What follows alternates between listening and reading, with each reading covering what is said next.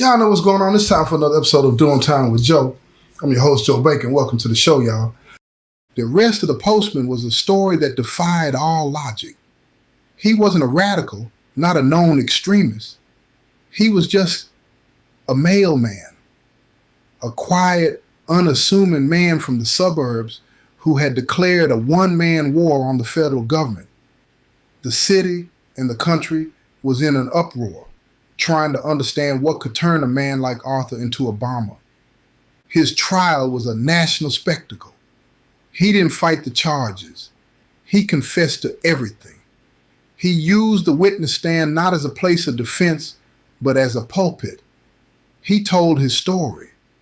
The story of his son, Cody, of the 15 years he had spent in a cage, of the broken man who had come out, and of the final and fatal shootout that had taken his life.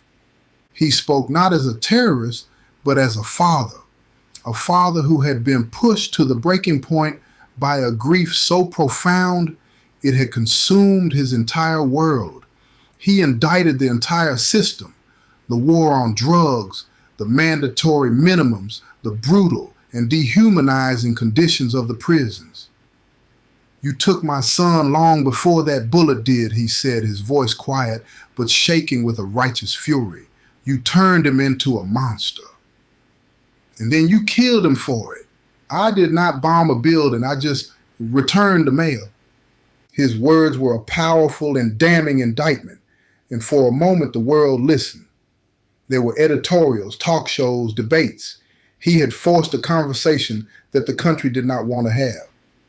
But the law is a cold and unemotional thing.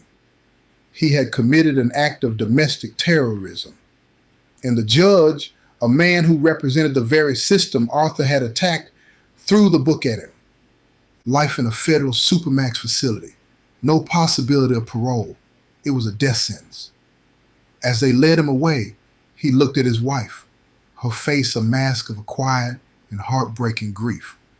He had started this to avenge his son. But in the end, he had just created another and even deeper wound in the heart of his own family. He was sent to a concrete tomb in the middle of the desert, a world of permanent lockdown, of 23-hour-a-day silence. He had spent his life delivering the mail, connecting people, and now he was in a place of absolute and permanent disconnection. But he was not a broken man. He had delivered his final and most important message, and in that he found a strange and quiet kind of peace. He had lost his son, he had lost his freedom, he had lost his life, but he had found his voice. And in the quiet of that cell, he was going to use it. Life in the supermax is a slow and deliberate erasure of the self. The silence is a weapon designed to turn a man's mind into his own personal torture chamber. But for Arthur, the silence was a canvas. He had a story to tell, and now he had nothing but time to tell it. He started to write. He wrote his memoirs, not just the story of his own and tragic fall, but the story of his son, Cody. He wrote about the bright and restless boy he had been. He wrote about the slow and insidious pull of the streets. He wrote about the 10 years in a cage that had turned his son into a stranger.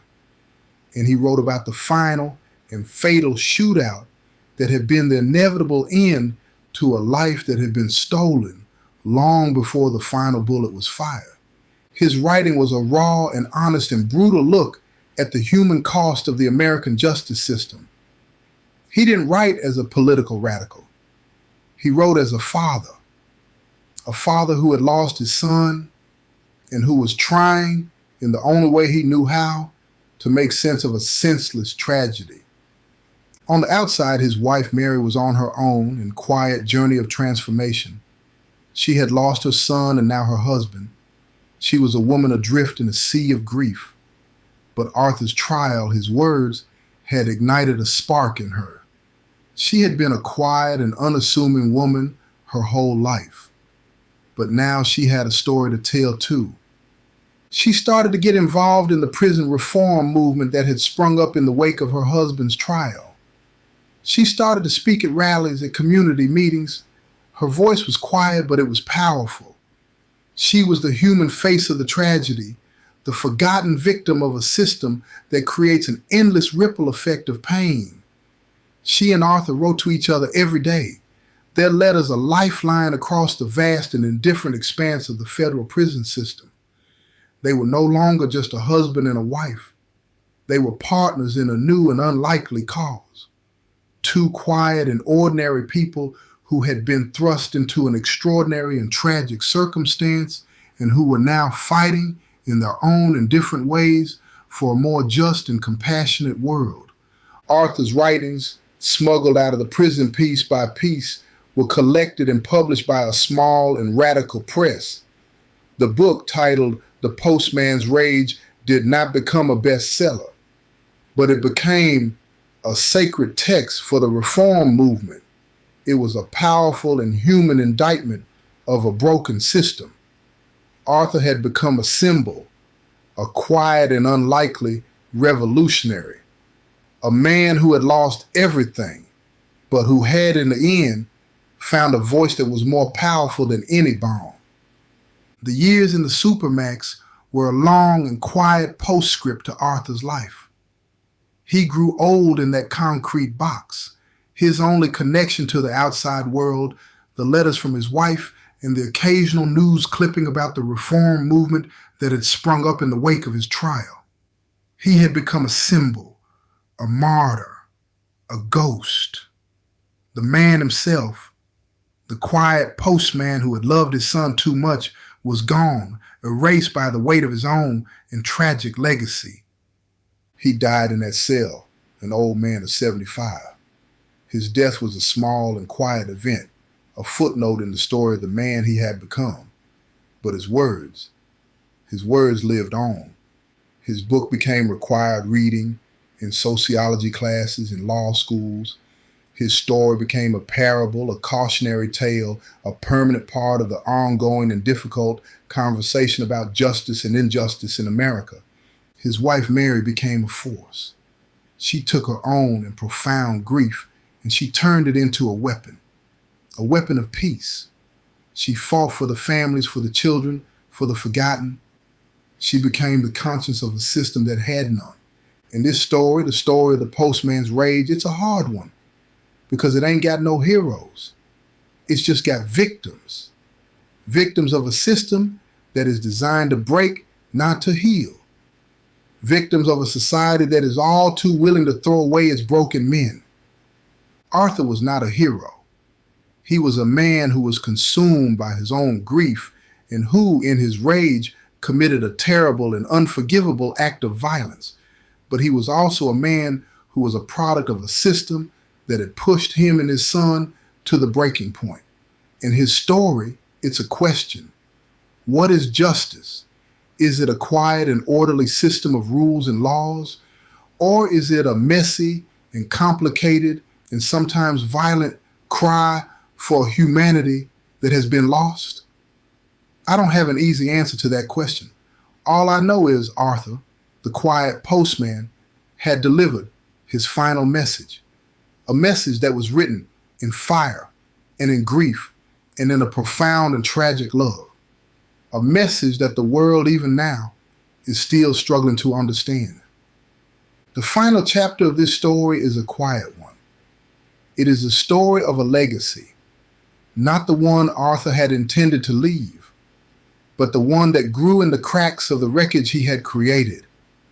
Mary, his wife, became a powerful voice for change. She took the pain of her loss and she transformed it. She started a foundation in her son's name, a foundation that provided support and resources for the families of the incarcerated. She became a quiet and relentless warrior, fighting a war not with bombs but with compassion. Arthur's book, The Postman's Rage, became a classic of prison literature. It gave a human face to a problem that most of society was content to ignore. He had been a quiet man in life, but in death, his voice became a roar. In the system itself, it started to change, slowly, incrementally, but it changed.